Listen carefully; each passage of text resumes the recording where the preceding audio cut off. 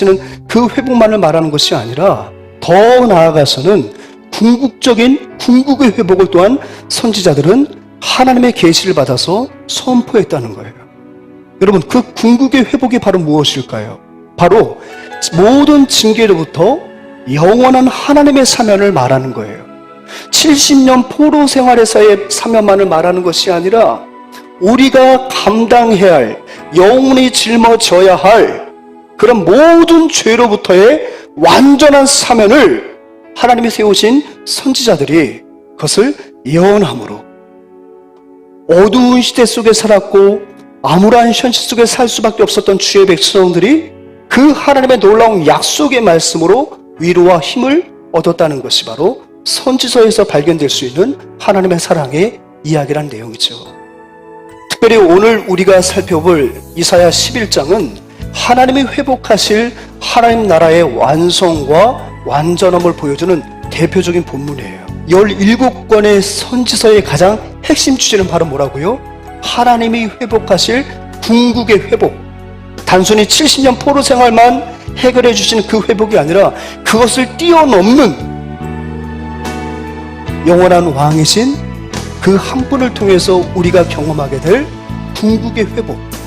그 궁극의 회복을 통해서 완성될 하나님의 나라, 그 궁극의 회복을 통해서 완전하게 세워질 그 하나님의 나라에 관하여 특별히 17권의 선지서는 다 이야기하고 있지만 그 가운데 오늘 본문이 이사야 11장이 바로 그 모든 내용들을 아주 가장 극명하고 가장 분명하게 하나님의 사랑의 이야기로 우리에게 보여주게 회복을 하나님의 사랑의 스토리로 담아서 증거해 주는데 그 궁극의 회복 가운데는 어떤 사랑의 이야기가 담겨져 있다고요?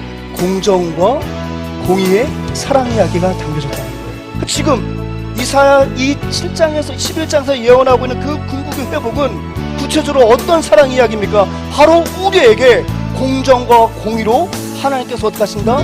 대하여 주시겠다는 거예요. 여러분, 이것이 얼마나 큰 은혜입니까? 우리 하나님께서 우리를 어떤 불의한 재판관처럼 판단하지 아니하시고 하나님의 공의와 정의로 우리를 판단해 주시겠다, 그와 같이 말씀하시는 거예요. 하나님은 어떻게 하시겠다는 겁니까? 이 세 아들 예수 그리스도로 말미암아 공정과 공의를 회복시켜 주시고 그들을 궁극의 회복으로 인도하시겠다는 거예요. 사랑하는 여러분, 하나님께서 우리를 공정과 공의로 대하지 않으셨다면 저와 여러분들은 하나님의 백성이 될 일이 없죠.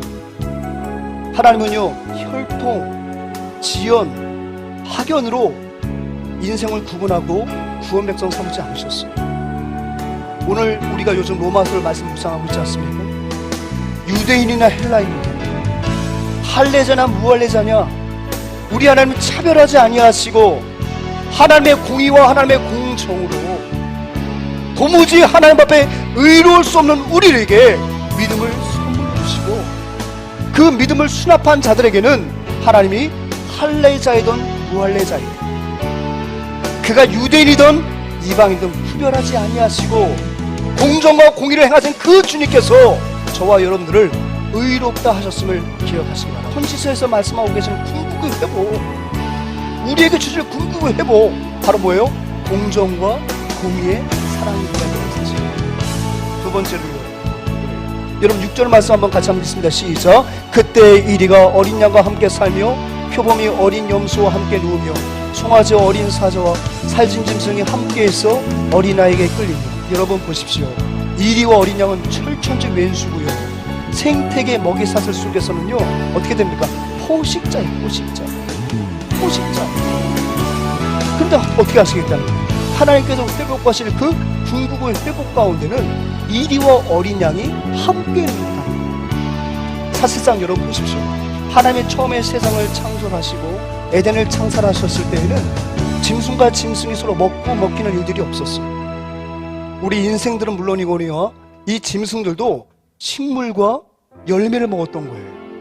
근데 여러분 잘 아시겠지만 결국 인생들 타락을 하게 되고 홍수 심판 이후에 하나님이 우리에게 육식을 허락해 주셨고 그것을 통해서 피조물도 서로가 잡아먹이는 먹이 사슬이 태동하게 되는 거죠. 그런데 보십시오. 다시금 그 어린 양과 이리가, 이 원수들이 어떻게 된다고요? 하나가 된다는, 회복이 된다는 것임을 말씀하시잖아요. 주님께서 자신을 치심으로, 자신을 찢으심으로 우리 가운데 있는 모든 막힌 담을 다 헐어버리셨잖아요. 십자가에서 자신을 찢음으로 영원히 죄 많은 인생에 감히 나아갈 수 없는 하나님의 지성소 안에 들어갈 수 있는 휘장을 열어놓으셨잖아요. 무엇을 말합니까?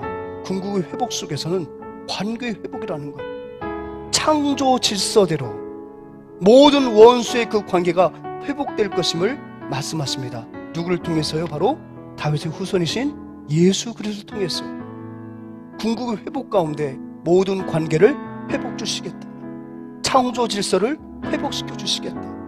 그렇다면 여러분, 저와 여러분들이 이런 하나님의 은혜로 말미암아 하나님의 궁극적인 회복을 받은 사람이라면 하나님께서 우리에게 요청하시는 그 삶의 모습이 바로 무엇이겠습니까?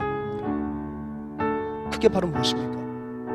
하나님으로부터 회복의 은혜를 받은 자, 회복이라는 그 사랑의 이야기의 대상자가 되는 저와 여러분들이 마땅히 보여야 할 삶의 모습이라는 거예요. 이 회복의 은혜는 두 번째, 목적 회복의 사랑을 또 우리에게 보여주고 있습니다. 우리의 자녀처럼 살 수밖에 없는 우리의 본성과 우리의 본질을 하나님이 어떻게 하셨다?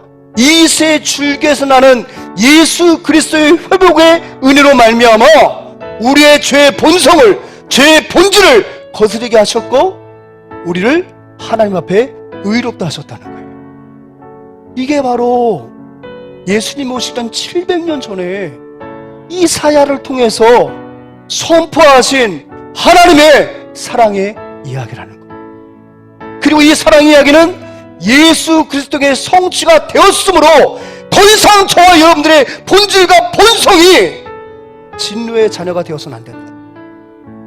진노의 자녀가 되어서는 안 된다는 거예요. 우리의 본질과 본성은 이제 하나님의 자녀로 회복되어야 된다는 것입니다.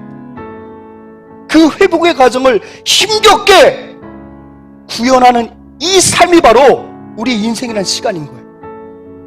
그것이 성화인 거예요. 우린 죽을 때까지 하나님이 이루어놓으신 본성과 본질을 지켜가는 거예요. 아멘이십니까? 그것이 제자 되는 것이고요. 그게 성화예요. 그게 성화예요. 이것은 아무나에게 주신 것이 아니에요. 하나님이 사랑하신 자에게 주시는 특권인 줄 믿습니다. 그러니까 자신의 본성대로 사는 사람들은 뭐예요? 하나님께 구원받지 못한 존재들이에요. 자기 승질대로 살아가는 인생들은 하나님께 구원받지 못한 인생들이에요.